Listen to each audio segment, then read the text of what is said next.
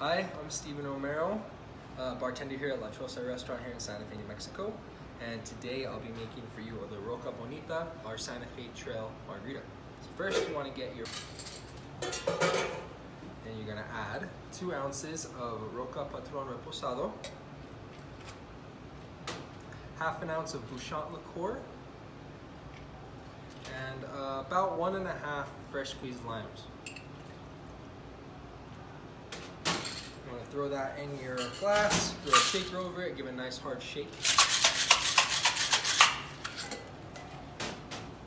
You want to salt your glass.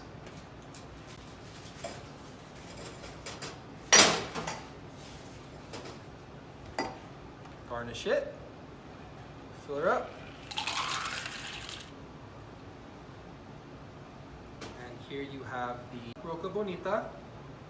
And of course, the best time to enjoy your Santa Fe Trail Margarita right now is from the comfort of your own home. Delicious.